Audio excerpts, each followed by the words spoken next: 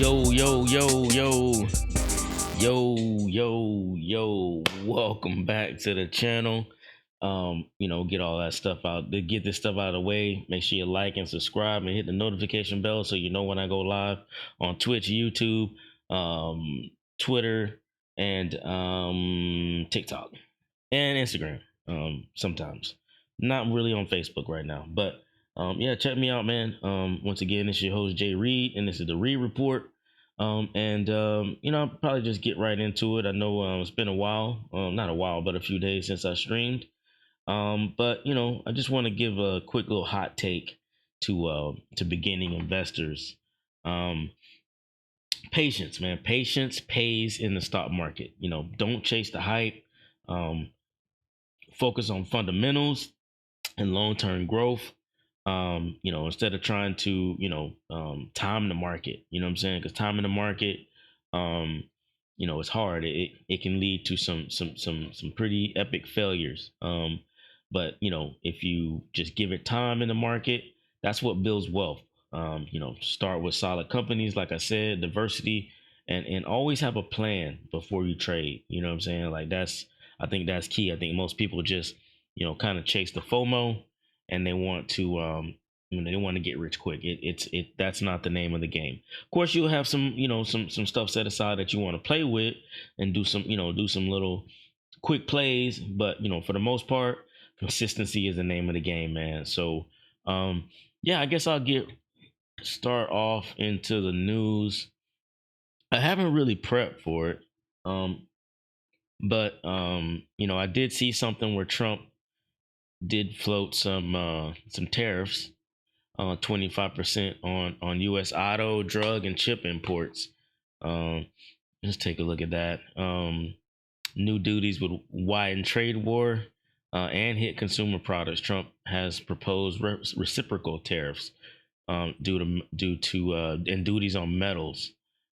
So President Donald J. Trump said he would likely impose tariffs on automobiles, semiconductors, and pharmaceutical imports from around the world of 25%, with an announcement coming as soon as April 2nd. So, um, and yeah, he's previously announced 25% tariffs on steel and aluminum, and but he's kind of expanded this to auto imports. So that's going to affect a lot of people. I think mainly the insurance industry. And people that have to purchase insurance policies. I think those are gonna go up. And I guess later he says, I probably will tell you that on April 2nd, but it will be in the neighborhood of 25%. And I know on some of the chips, he said it will be 25% higher, and will go very substantially higher over a course of a year. So it can go anywhere from 25 to 100% on chips.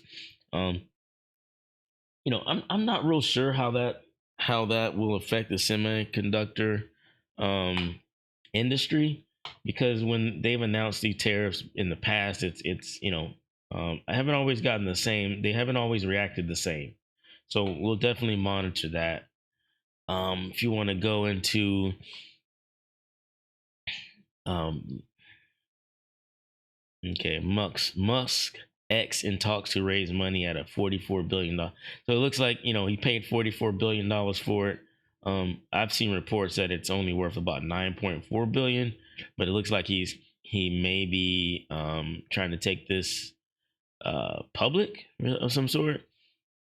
So it's in talks to raise money with investors at $44 billion valuation, according to people familiar with the matter. So Musk is in the news again, and that doesn't bode well for Tesla. Um, more political news in the market. Doge says it saved 55 billion. Data shows much less. Cost-cutting efforts itemized at about 8.6 billion in savings. Data includes error that inflates value of Doge savings so far. So they're saying 55 billion, but they only have receipts for 8.6, and that's in question. I was reading something early on that today. The federal cost cutting effort, dubbed Department of Government Efficiency, says it's saved 55 billion, but its website only accounts for 16.6, and of that 16.6, have has a 8 billion that are misleading. Um, so we'll continue to monitor that, but it looks like their receipts don't add up. Let's see. Rubio says sanctions stay for now. So they had this summit. Excuse me, to get some water.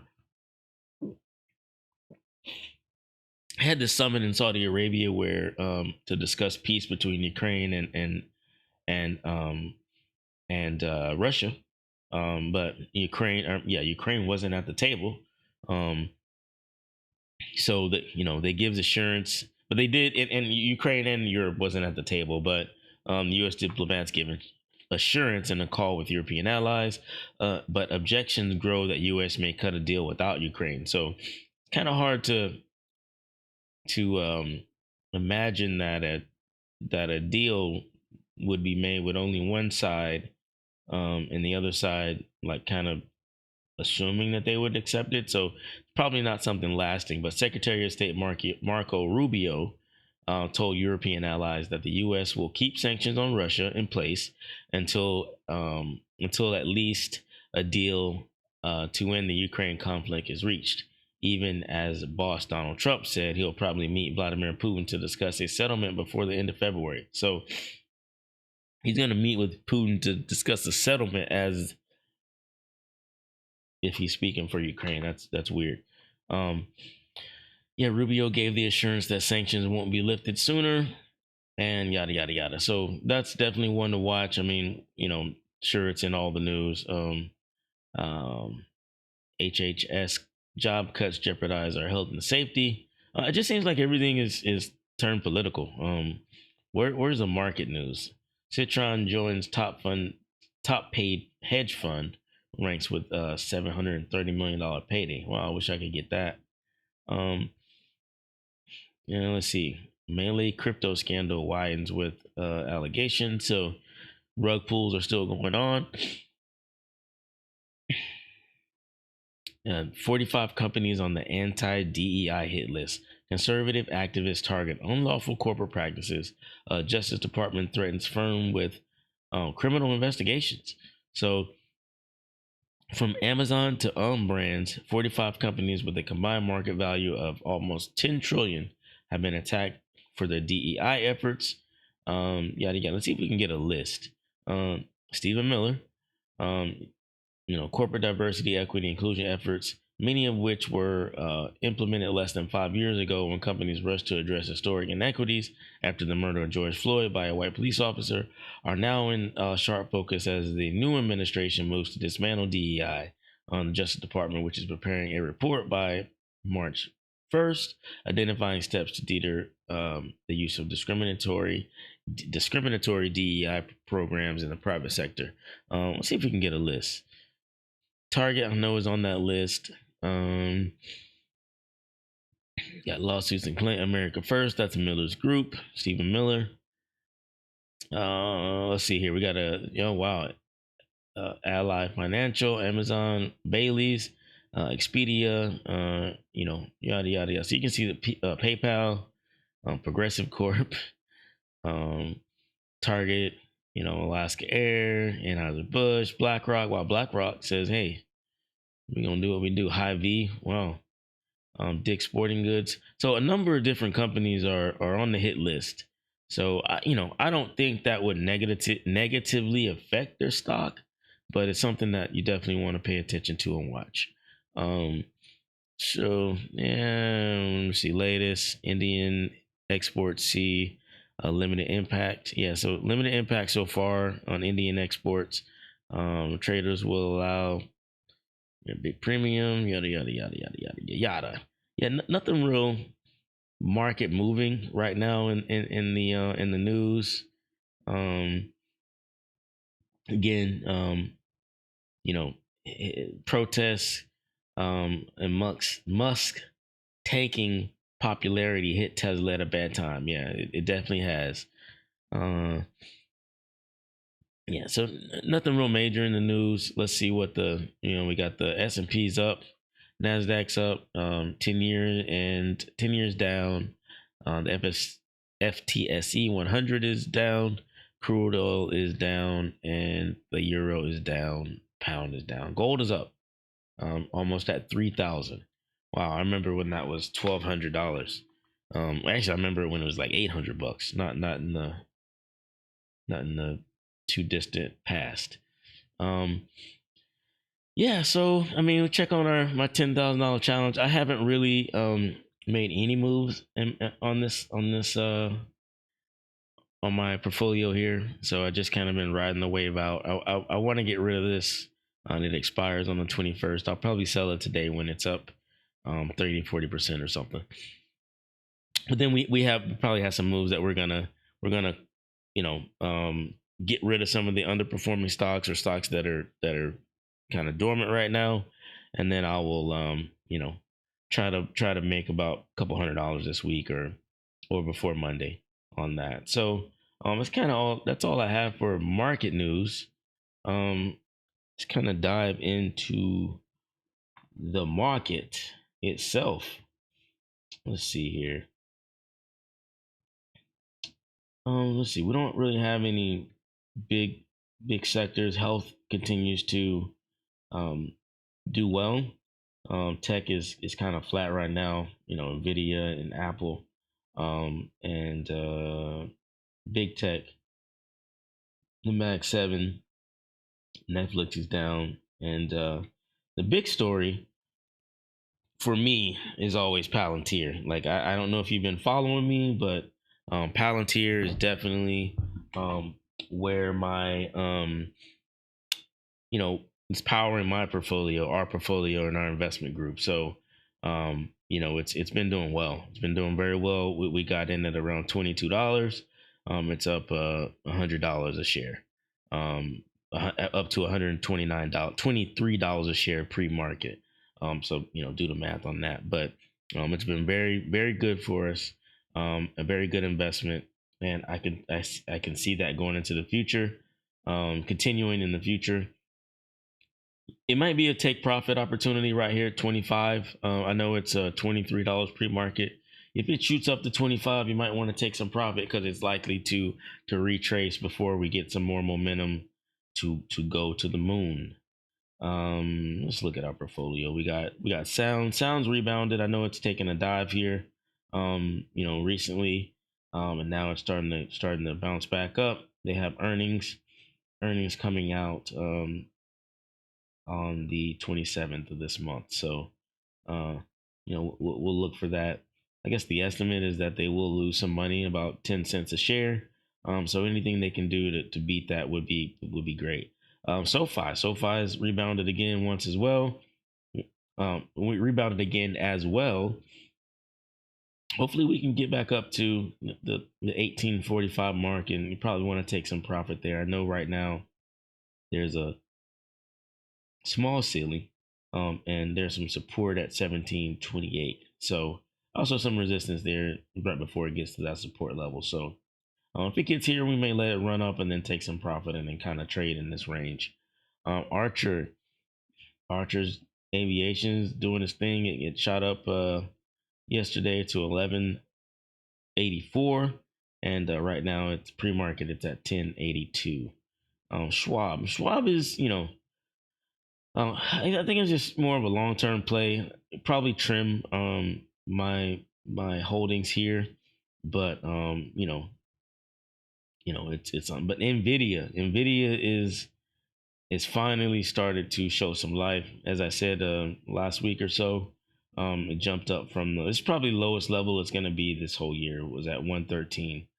So we'll likely see this continue. I said 150 by like last Monday. That hasn't materialized, so to speak, but it's trying to get there. It's not too far away. Right now that'll be about a 261% retrace, which is very well possible. I know they have earnings coming up, so you definitely want to get in before the earnings release. I can't tell you how it's going to react, go up or down, but there will be a ride either before or after these earnings are released, and I think they're going to surprise a lot of people, a lot of the naysayers that that are trying to keep the stock down because they want to they want to get in as much as they can before Nvidia strike. I mean, Musk just powered his Grok 3 data center in Memphis, Tennessee, with 100,000 Nvidia chips, and he's trying to get to 1 million. So that's 10 times where they are now. So Nvidia is definitely going to benefit from that. So let me see, Microsoft, Vanguard has rebounded. They are down a little bit pre-market, but we're not too worried about that. Talk, like I said, Talk is talking, and it's trying to get to some new levels. It was at 135 or 435, excuse me. So hopefully you took some profit there. But we're just kind of riding it out because I really believe in the stock. I believe it's going to be. I have a price target of $10 on this, believe it or not. By the end of the year. So we'll just kind of continue to hold this, continue to buy, and hopefully be rewarded at some point with our 2x flip. Apple, Apple's doing its thing. Tesla, man, Tesla, it has rebounded from the low, more recent low of 324, which was definitely spelling disaster. But again, the more Elon stays in the news with controversial stuff, the worse off this stock is. And I mean, it's hit a 200 EMA, so it could very well bounce off of this and go lower than the 324. So I don't have it. It's still rated as a no, it's rated as a sell, so in neutral. Like I would definitely take that advice. I mean, it's to me it's too risky. Um, it's not like people are running to the dealerships to buy Teslas. If anything, their battery technology is keeping them afloat. So I don't recommend Tesla right now. And if you unless you rode the slide all the way down, um, I mean, it can get lower, but you know, I guess your methodology is that how low can it go? I mean, and he should benefit, but stock prices don't always correlate company performance. It could go with a lot of times it's um, trader sentiment or how people feel about it. Unfortunately, so I don't think he's too popular right now. Regardless if where you stand politically. Meta's taking a little pullback. More recently, I think yesterday it reached a low of 706, somewhere around there, but pre-market it is trading at 712. So this just may be a quick little pullback. As you can see, the momentum is definitely turning on the right side here. So we may get a jump. The next jump could take us in the 800s. So continue to buy that. I mean, it's a perfect buying opportunity right now. Not as good as yesterday, but there's some room to run there. I mean, this stock is probably gonna get cut out from the portfolio. I'm not one to really panic, but when you had a high of $5 and now you're at $2, something's going on. That sentiment has definitely turned. And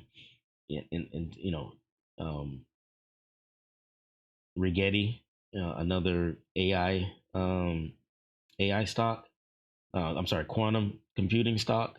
And like I said, we'll just continue to buy the dip on these, just to take advantage and cost average up here just to see some quick profits. And we'll probably start taking profits at certain levels and then repurchasing at lower levels just to create some income. Um, that's it for the portfolio on deck. Like I said, man, SMCI, it just keeps going. I definitely called this one wrong. I mean, it's up 100% since probably my big warning to sell on this. So, because it's at like these highs, I'm not gonna get in until I see a significant pullback. But I missed the train on this one. Not gonna lie. Um, Rivian is still, like I said, one of my favorite EV stocks. I think they have a lot more potential than I won't say than Tesla, but definitely on the consumer market because their cars aren't ugly. Their trucks, yeah, but their SUVs are definitely something to see. They're definitely easy on the eyes. One of my other ones is PayPal. This is the kind of drawback that I was looking for to get in. So definitely want to try to add this to your portfolio because it is in a strong buy range and it's recovered a little bit. A lot of people like to wait till it goes over the 200 EMA to as kind of confirmation. That could be risky as well because it could go there and very well bounce off. But you see, this one is broken through, and now we're on a good fib retracement. If it goes all the way, it's up to 80, 82, 84. So that's about it's about $4 or $5 from where it is now. Hims had a big jump after the Super Bowl. One of my partners predicted this. Of course, he's trading options, and it's too expensive for my blood. I'm cheap when it comes to options because I know your money can disappear like that. But he's been playing this well, man. He's definitely been successful on it. I don't know where he stands right now. There is a little bit of a pullback. So how high can it go? I'm not sure. I know they have earnings coming out. I'm sure they're gonna blow the earnings out of the water. So this is I'm not sure how far it will pull back before these earnings come out on the 24th, which is in a few days next week. So Monday next week. I don't know if it's going to be pre-market or post-market or during the market or whatever, but it may pull back a little bit till Friday. That's generally been the trend on these. People start taking profit or they get leery. Um, you know, and maybe they see, okay, we got our Super Bowl bump. We don't want to risk losing that for a lackluster earnings report, which I don't think it will be. I think a lot of people, I think their fourth quarter was huge, but that's left. Let me see what the target is. Estimate is 10 cents and 470 million in revenue. So that's nothing to look over. But they are, like I said, they are down. They had a 3% pullback. Big Bear AI again, um, good little pullback. Pre-market, it is down a little bit, so we may fall back to some of these levels, and just look to get in, man. Big Bear AI is one of my favorite AI stocks, or not AI, but yeah, AI stocks. So let's see if we got something in the bullpen for you guys. Sapiens International. Yeah. You see what the earnings report was. They beat earnings, but they missed on revenue. So that may pull back some. Let's go to some of our specs. Let's see. I like this stock, AVXL. Anavex Life Sciences. It goes into the health tech um, sector here. So kind of missed a pullback. Now it's recovered a little bit. Got the ceiling at 928, so it may bounce down here. In a good entry point is 874, 875 around there. And this one I've been following for a while. RX Recursion Pharmaceuticals. And, obviously they're in pharmaceuticals, and this is the type of pullback that I like. It's if you can see, it's on the low end of the VWAP, but it looks like it may have broken through, so we may get a good bounce up to some of these numbers up here. So and looking at our earnings. So all right, you gotta go back in there. We screaming. Your grandma going to work. Sorry, we had a guest here. Yeah, and then we got Bristol Myers Squibb. Um, they are doing pretty well. Definitely a pullback. Their lung cancer drug shows significant increases in patients overall survival. So I think when that news first came out, or the thoughts of that, I think they had some favorable news on that, and it looks to be promising. So that that spells money to the bottom line. So we got a pullback here. Probably a good time to get in, and it's on the upside of the VWAP. So you know, hopefully it continues that trend going up. And then some of my new plays. Um, WCT. This is one that I got in at, I believe, $2, $1.90, something like that. Yeah, around here, like a dollar two looks like, or $2. I think it was $1.99 is what I got in at, and we're up 25%. So that's been good. Pre-market it's still up to 244. It closed at 237. So still up, and 248 may be the high right here. So yeah, so we're probably gonna pull back a little bit, but this is it's Well Change Holdings Company, their technology service. So it's very well possible this goes up more after a pullback here to about 230s. But this is definitely one to look at. PRSO is Paraso Inc.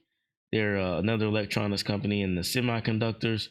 Semiconductors are, like I said, it's hard to tell how these companies react to tariffs. It's been up and down, but for the most part, it's been positive. Um, it's been positive, so you probably want to get in now. I mean, this stock's under $1. So I mean, what do you have to lose? What do you have to lose? And let's see here.